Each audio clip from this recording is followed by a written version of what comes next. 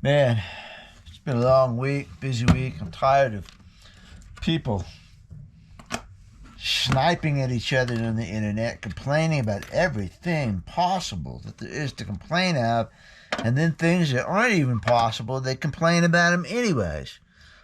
So I'm complaining too. That must be a banjo nut. Let's put that back in there. All right, but we have some fun stuff here. We have a 1945 D18 today.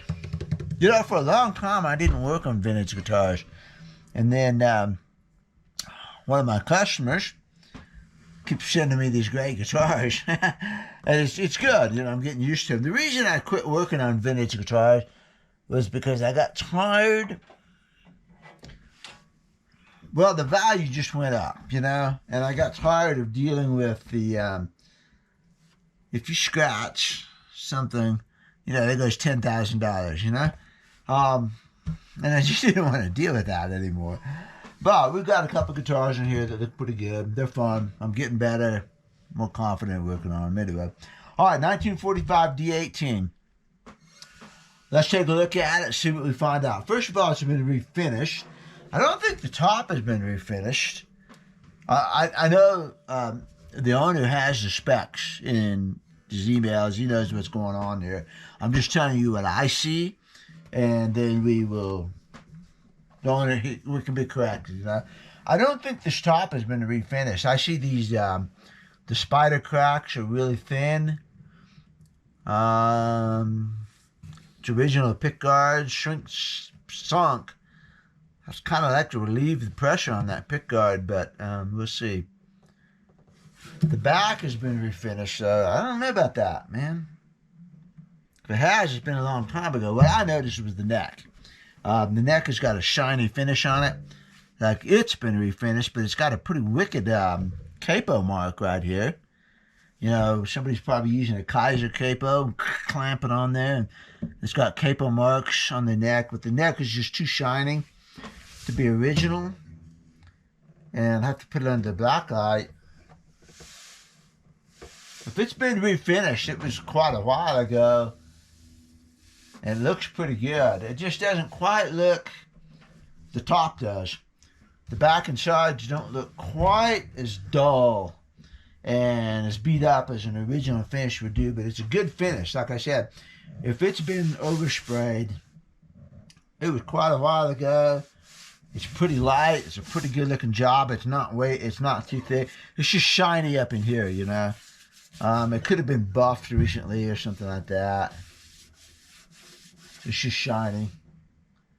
But it looks good, you know. All right, so 45. 45 is going to have tapered bracing, not scallops, tapered. Should have a metal truss rod in the neck. And indeed it does. Easy check, you know. So it's got a steel truss. It's got a steel T-bar in the neck. It's got these kind of tuners on it, which... Here we go. Are those original? I don't know. You know, I'm not very good with tuners. I don't see any markings from any other tuners. And they look cheap. Which, you know, D18s at this time had pretty cheap tuners on them, really. The gears are all chewed up. They definitely are old tuners. They're not Waverleys or anything. Which, you know, it wouldn't hurt to put, you know, Waverleys on here and put these in a bag. But they still work pretty good. So, they look good. Back of the headstock, again, is just a little shinier than I expect. I think that's been oversprayed. All right, the bridge. I don't think that bridge is original, and I would say that bridge is not original, but, you know, then somebody's going to come along and prove me wrong. It looks big.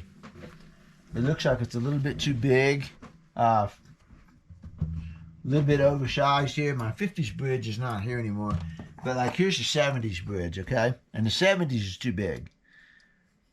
So this 70s bridge is 420, and the bridge that's on this guitar is 500. Yeah, 495. So, you know, just looking at it, I can tell that bridge is slightly it's oversized. The wings are too big. The wings are too big right here. And looking at it, like I said, no, that's not the original bridge. Looking at the wings here, it's fatter on the front. So in other words, the wings right here, on the 70s bridge, if you look at them here, they're really nice and even. Let's see what you got in the camera here. These wings are nice and even. And on this one, it's fatter on the front. So it doesn't look to me like a Martin bridge. It doesn't look like somebody that built bridges for a living. From Martin, it's fatter on the front. There's a couple of things that just aren't right about it. It's the way the looks. The belly right here is the top of the bridge is flat and then it rolls off. And a bridge of this age, even the 70s bridge, as you can see, is starting to roll off almost immediately after the pins. And a bridge of this vintage, and especially the 30s bridges, should roll off immediately after the pins. So, you know, I look at it and go, oh, it's not the original bridge. Not a bad bridge. It's got a long saddle at least. But what I also noticed immediately is that they didn't slot the pins. You see that? They're going in here and they're not even slotted, and the pins are not even seated. And I don't know if we can get it on the camera here, but if you look, let's move the camera. Let's bring the camera over. Look at the B string here. There we go. And you see the winding is going right up to the pin. So I can tell there's no ramping, there's no slotting, and same thing on the E. That winding is clear up against the base of the pin. So I can tell that there's no ramping or slotting or anything going on there. That bridge ought to be at least partially slotted. It's not going to be fully slotted. They stopped doing that in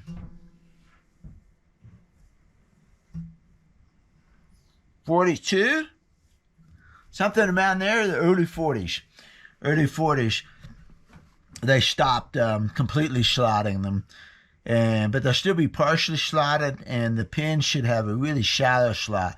So for some reason, Martin decided to do a half and half thing. But in any case, the bridge should have a partial slot, and by the time it's got 80 years of wear on it, it's going to be pretty well fully slotted. So I can tell that's a replacement bridge because they didn't do a very good job. They didn't bevel the holes. They didn't slot the bridge. They didn't ramp anything. It's a half-assed job, okay? I mean, there's no way around it. Half-assed. Could have done a better job on it. But it's not a terrible bridge, and I think I can fix a couple of things on it without taking it off and replacing it. It's got the footprint that it's got. So we can't go back to a smaller footprint now. There it is. And I wouldn't want to take it off and damage the bridge, the top interface, because there's no reason to. It's not coming off just because I don't like the way it looks and it's not original. Too bad. It is what it is, you know. You can also see a little bit of heat sinking around here where the bridge has been kicking off. So that's what we got. It's not bad. I think that was one of the things we knew about it. You know, it's impossible to get a fully original, non-original nut. It's got a shim on it. Good looking material. I mean, the material is not bad. It's bone. Let's see what kind of spacing they got on it. Looks good. 245. That's a little bit on the small side. That's not bad. Not bad. A little bit big. A little bit big, but not bad, you know? I mean, it's not too bad of a nut as far as the spacing goes. Height looks pretty good. I'm looking at these frets, and these frets are flat topped. Again, bring camera over. Show you. Flat top frets, you can see it here. And watch the shadow on this G-string as it comes down. You can see that shadow is running straight across the top of the fret. Let's get the G. Maybe this will show better. See, that shadow is going straight across. There's not much crown on these frets, and I think you might be able to see that this way. So you can see that shadow pretty good. Watch this A-string now. See, the shadow goes almost straight across. So we got to do something about that, and they look low to me. So we have flat-topped, probably low frets. Let's figure it out. Let's see what we got as far as the height. I'm going to guess those are probably about 32 thousandths of an inch. They don't look like a full height to me.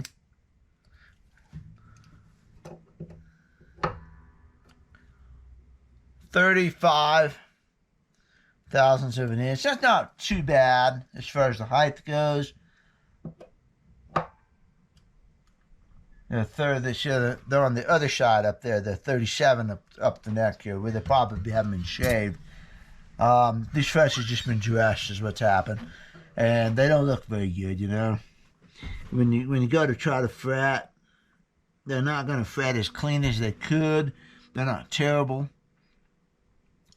I would replace them. I would replace 15 frets with 4380. So that you had 43 thousandths of an inch, which would be 10 thousandths of an inch taller than this, which is 25%. So you're going to get 25% taller fret, more bite. It's just, you know, better all the way around. Let's see what the neck relief looks like. Gonna hold it here at the first fret. Gonna hold it here at the 13th fret. And we got a little bit of neck relief. A little bit more than I would really like to have.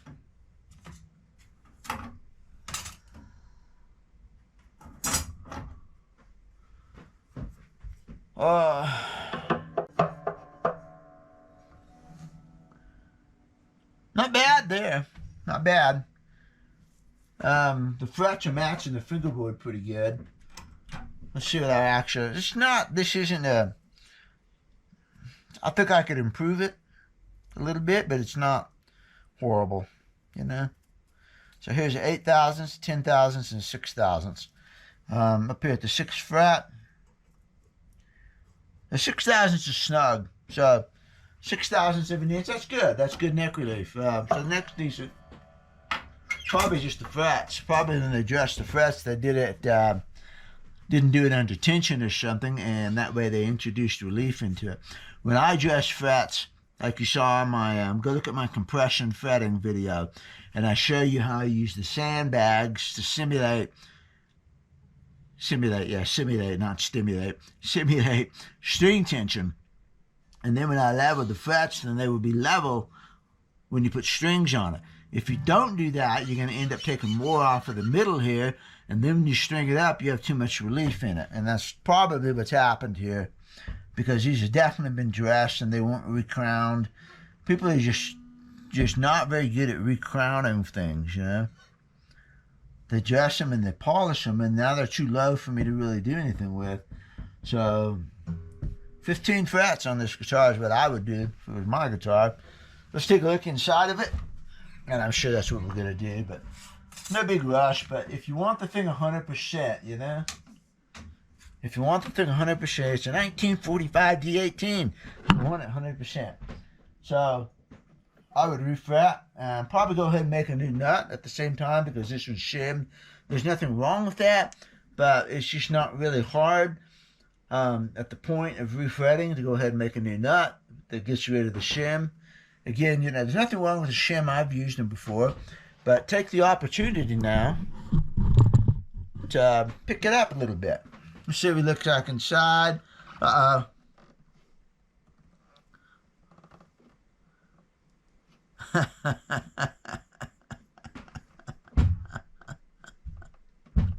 swear. I thought this was tapered. This is scalloped.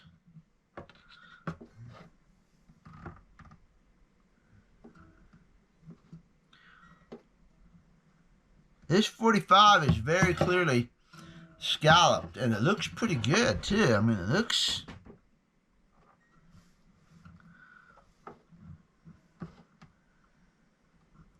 there's some scratch marks back there. I gotta get the dust off of this. This is scalloped. Trying to decide if it's aftermarket.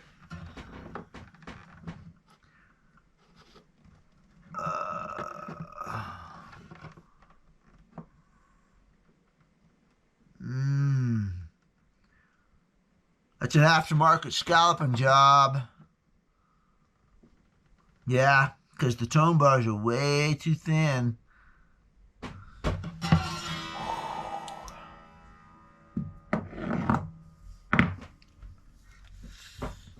Well, better let the owner know about this one pretty quick.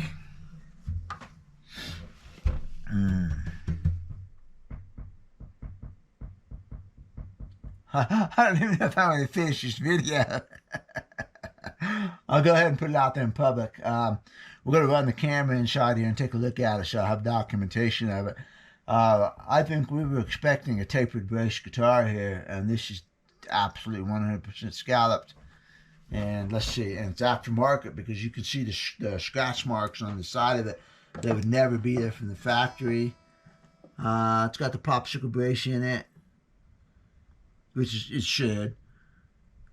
Got some kind of weird clamping thing. Something happened up here. That's weird. Huh. You'll see when you go inside. Alrighty.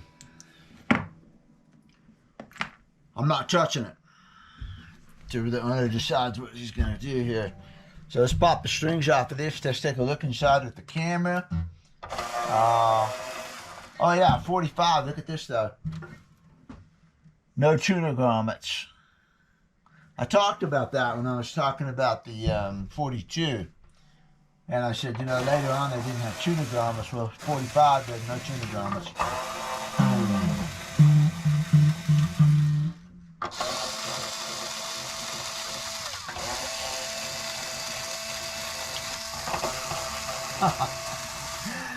Yeah, I was playing it last night, and I said, wow, it sounds really good.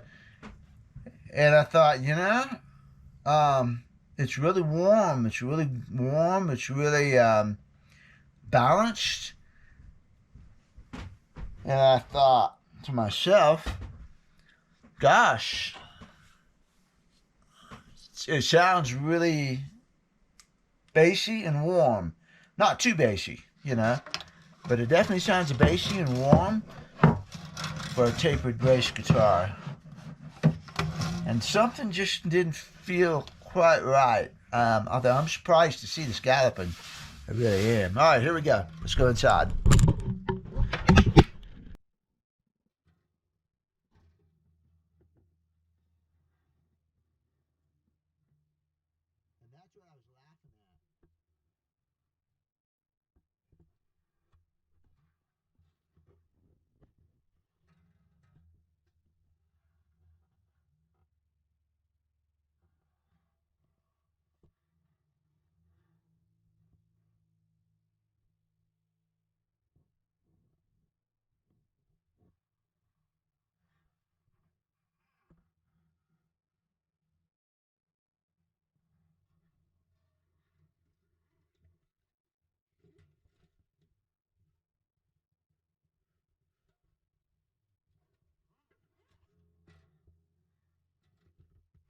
Alright, scallop bracing. And if you look at the scallop on that, on the X-Brace way back at the end, it did not have a good peak on it.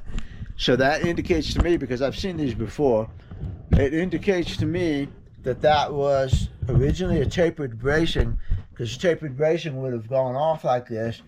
If this was a stock bracing, and you can look at any one of my videos on the interior, from the factory should go down and it should come back up into a pretty good sized peak down here at the end. So this is not factory scalloping. And you can see the scrape marks on the side of the bracing, and I don't know what that tape is for. I'm not touching it because at this point I need to let the owner know about this and let him know that this is not tapered bracing in here. Which is why I think he bought this guitar, because we needed a tapered bracing guitar. It's not. So I'm not touching it.